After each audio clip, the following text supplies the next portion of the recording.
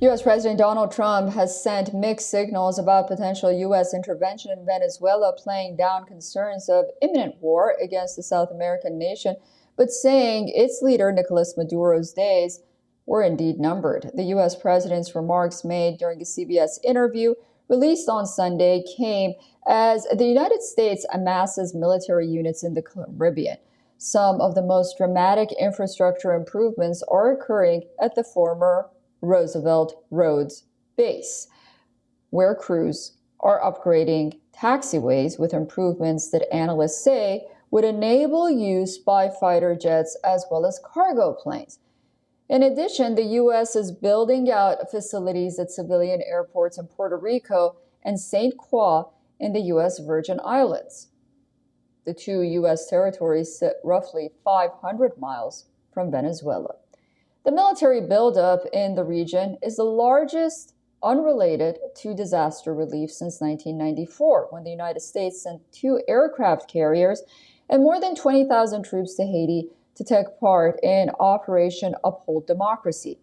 Since early September, the United States has carried out at least 14 strikes against alleged drug vessels in the Caribbean and Pacific, killing 61 people.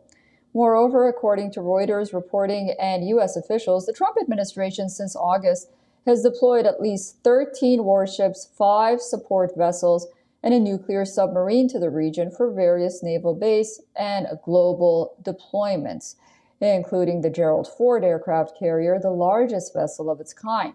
The carrier strike group, with roughly 10,000 troops and dozens of aircraft and weapons systems, is on its way from the Adriatic Sea.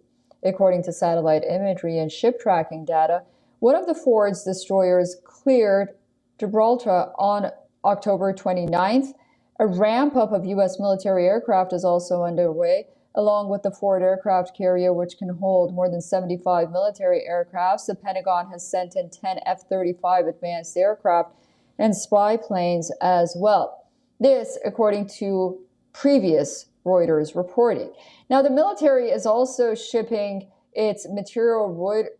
Reuters tracked dozens of flights into the region by C-17 cargo aircraft. I spoke to Collins Chong Yu Keat from Kuala Lumpur, Malaysia, a foreign affairs and security strategist from the University of Malaya, as well as West Asia analyst Hafid Boutaleb from Casablanca, Morocco. Listen to what they had to say on if it is Trump's new era of peace president. Preparation for war is a deterrent signal to prevent one. So we can see that under his first term, no new wars were started. This is very rare among modern U.S. presidents, history.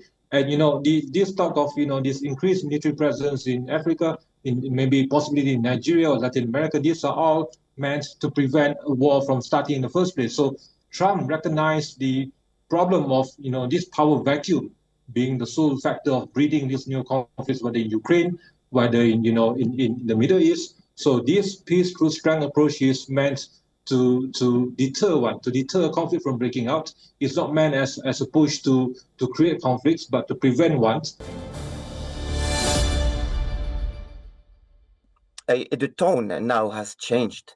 Let's recall that Donald Trump was aiming the Nobel Prize. Now that the Nobel Prize is behind and he has a long year, a whole long year to wait until the next session of the Nobel Prize committee. So he can afford this posture. And this is stunt politics, of course.